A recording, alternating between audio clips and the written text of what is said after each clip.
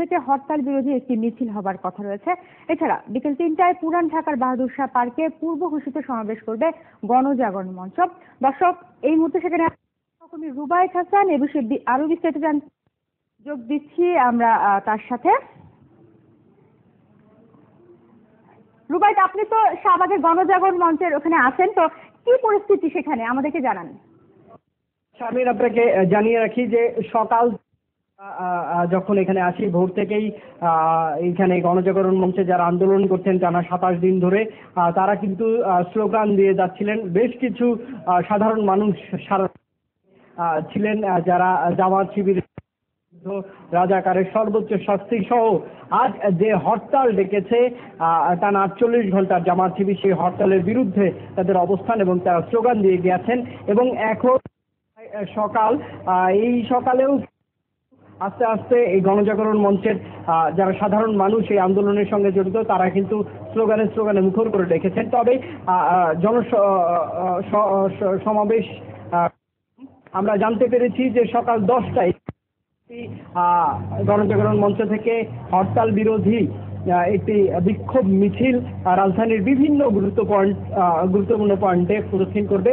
তবে আপনাকে আরেকটি জিনিস জানাতেই হচ্ছে যে আজ সকাল থেকেই কিন্তু আশেপাশ এবং এই গণজাগরণ মঞ্চের আশেপাশে আইন শৃঙ্খলা পরিস্থিতি কিন্তু সর্বোচ্চ পর্যায়ে রয়েছে। এখানে র্যাব, পুলিশ, সাদা পোশাকের নিরাপত্তা বাহিনীর সদস্যরা অবস্থান করছেন এবং সবাইকে আসছেন এই শাহবাগ থেকে ঢাকা হয়ে বিভিন্ন জায়গায় যাচ্ছেন বা গণজাগরণ মঞ্চে অবস্থান করছেন, তাদের সবাইকে কিন্তু আর্চের মধ্য দিয়েই আসতে হচ্ছে এবং র্যাব, পুলিশ তাদেরকে নিরাপত্তা বেষ্টনীর মধ্য দিয়ে সার্চ করেই ভেতরে। অন্যদিকে আপনাকে জানিয়ে রাখি এই গুরুত্বপূর্ণ পয়েন্ট দিয়ে কিন্তু হালকা পাতলা বাস সার্ভিস চলাচল করছে।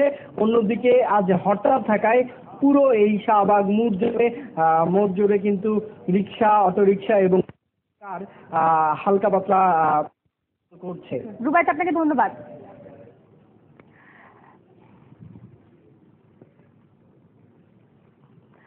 দর্শক, আমরা কথা বলছিলাম আমাদের সহকর্মী রুবায়েত হাসানের সাথে।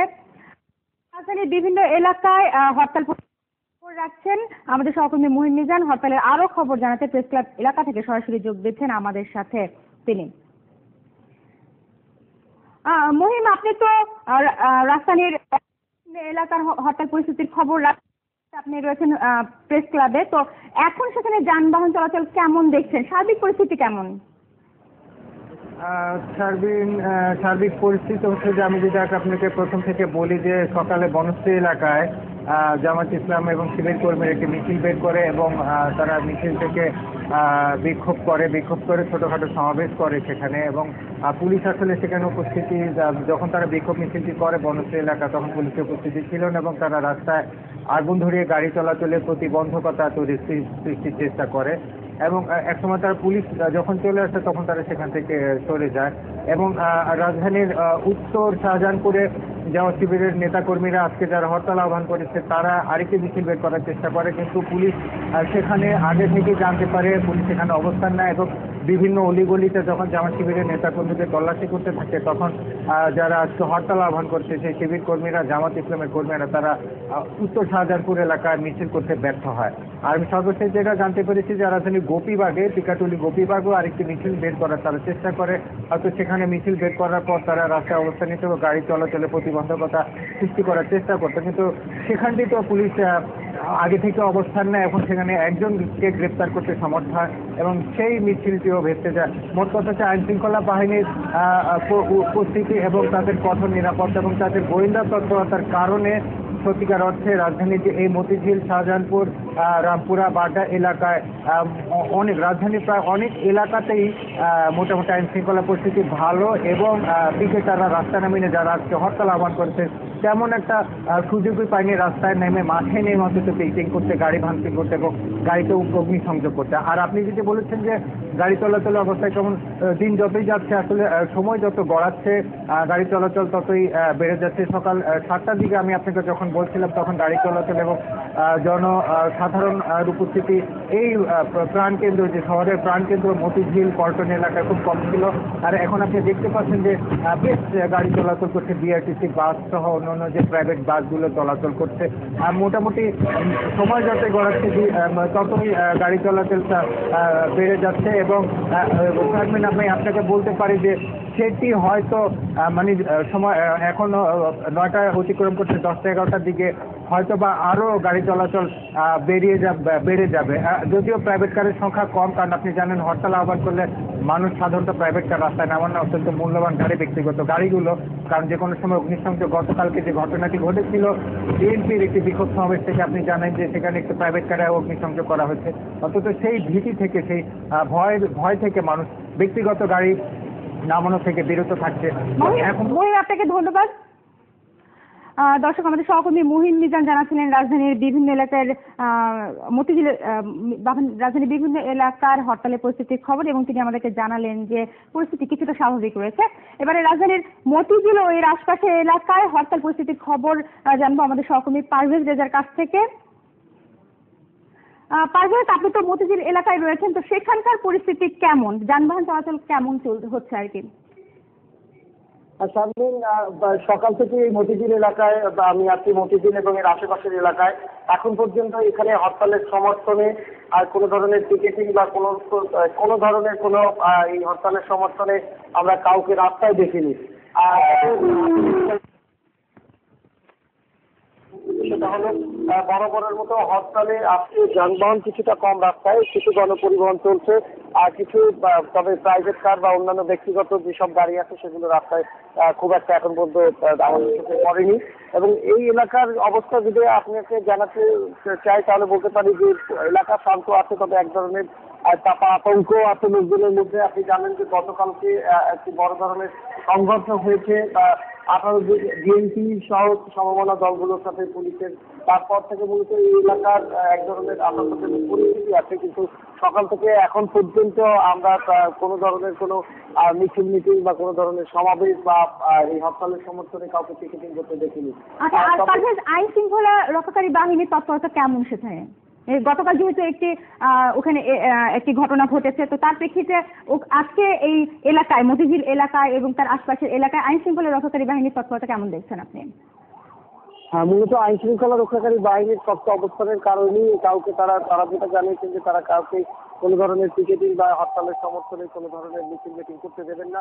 আর সে কারণেই তাদের তৎপরতার কারণেই মূলত যেটা মনে হচ্ছে যে যারা আপনি জানেন যে এই হরতাল আহ্বান করেছে জামায়াত পক্ষ থেকে মূলত আহ্বান করা হয়েছে। আজকের হরতালে মূলত বিএনপির অংশগ্রহণ নেই, কাজে বিএনপির কোনো নেতাকর্মীকে আমরা রাস্তায় দেখিনি। আর পাশাপাশি যারা হরতাল আহ্বান করেছেন সেই জামায়াতের কোনো নেতাকর্মীকেও আমরা এখন পর্যন্ত এই এলাকার মতিঝিল এবং তার আশেপাশের এলাকায় এখন পর্যন্ত প্রকাশ্য করে কিছু করতে দেখিনি। আপনাকে ধন্যবাদ। দর্শক, আমাদের সহকর্মী পারভেজ রেজা জানাচ্ছিলেন মতিঝিল ও এর আশপাশের এলাকার খবর, জানাচ্ছিলেন সেখানকার হরতাল পরিস্থিতির খবর। এদিকে নয়াপল্টনে বিএনপি দলীয় কার্যালয়ের সামনে মোতায়েন করা হয়েছে অতিরিক্ত পুলিশ। সেখানে আছেন আমাদের সহকর্মী শফিক আহমেদ, তিনি যোগ দিচ্ছেন আমাদের সাথে। শফিক, আপনি তো নয়াপল্টনে আছেন, তো এখন সেখানে কি দেখতে পাচ্ছেন? আর নয়াপল্টনে যেহেতু বিএনপির প্রধান কার্যালয়, তো সেখানে দলের নেতাকর্মীরা কি সেখানে এসেছেন? তাদের কোনো কার্যক্রম দেখছেন আপনি? শারমিন, আপনি জানেন যে আজকে যে কোনো হরতাল চলছে জামায়াতের ডাকা, সেই হরতালে বিএনপি সমর্থন দেয়নি। গতকাল আনুষ্ঠানিকভাবে আমরা প্রতিক্রিয়া জানতে চেয়েছিলাম, সে কারণেই হয়তোবা আজকে বিএনপির এই কেন্দ্রীয় কার্যালয়ে কোনো সিনিয়র নেতা বা সাধারণ কর্মীরা অন্যান্য দিনের হরতাল চলাকালে যে ধরনের আসা যাওয়া থাকে সে ধরনের আসা যাওয়া আজকে এই কেন্দ্রীয় কার্যালয়ে আমরা দেখতে পারি। তবে এখানকার হরতাল পরিস্থিতি হচ্ছে এরকম যে সকাল থেকে অন্যান্য দিনের চেয়ে আজকের হরতালে খানিকটা গাড়ি চলতে কম দেখা গেছে, কারণ এখানে হরতাল গতকাল একটি বিএনপির মিছিল ছিল, সেই মিছিলে হামলা এবং সংঘর্ষের ঘটনার পর থেকে এই এলাকায় কিছুটা থমথমে অবস্থা বিরাজ করছিল গতকাল বিকেল থেকেই। তারই ধারাবাহিকতায় এখানে আমি অনেকের সাথে কথা বলেছি, সেই ধারাবাহিকতায় এই এলাকায় যান চলাচল কিছুটা কম।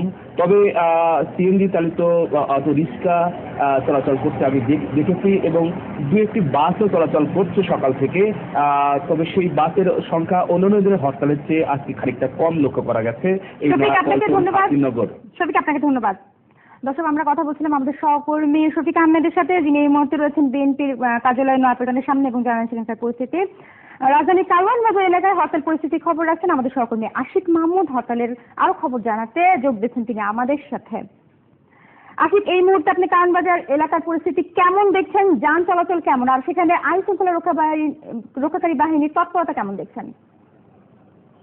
শারমিন, আমরা সকাল থেকে এই হরতাল পরিস্থিতি এখানে ফলো করছি, এখানে কাভার করছি, দেখার চেষ্টা করছি যে এখানে আসলে আজকে জামাত শিবিরের যেই ঢাকা হরতাল, সেই হরতাল কিভাবে পালিত হচ্ছে। আমরা সকাল থেকে দেখেছি যে সাধারণত স্বাভাবিকভাবে প্রতিদিন যেই জীবনযাত্রা চলে এই কারওয়ান বাজারকে কেন্দ্র করে, আজকে তার খুব বেশি ব্যতিক্রম নেই। হয়তো আজকে হরতালের কারণে সাধারণ মানুষের ব্যক্তিগত গাড়ি নিয়ে বের হয়নি, ফলে রাস্তায় গাড়ি ঘোড়ার সংখ্যা একটু কম, কিন্তু যেগুলো সাধারণ মানুষের জন্য পরিবহন ব্যবস্থা, গণপরিবহন ব্যবস্থা, সেই গণপরিবহন ব্যবস্থা একেবারেই স্বাভাবিক রয়েছে। আপনি আমার পিছনেই হয়তো দেখতে পাচ্ছেন কারওয়ান বাজারে যে মোড়টিতে সবসময় ব্যস্ত থাকে, আজকেও বিভিন্ন গণপরিবহনে ব্যস্ত এবং সাধারণ মানুষ তাদের অফিসে যাচ্ছে, অফিস আদালত করছে।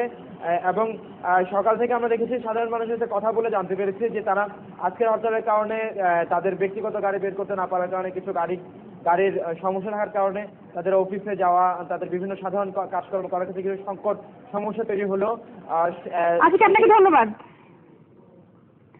দর্শক, আমরা কথা বলছিলাম আমাদের সহকর্মী আশিক মাহমুদের সাথে, তিনি জানান কারওয়ান বাজার ও এর আশপাশের এলাকার খবর। এই ছিল আমাদের সংবাদ সর্বশেষে। এই মুহূর্তে জানতে চাই আপনার কথাও। যোগ দিন ফেসবুক, টুইটার এবং স্কাইপে মতামত জানাতে সংবাদে থাকুন, এটা করে সাথে।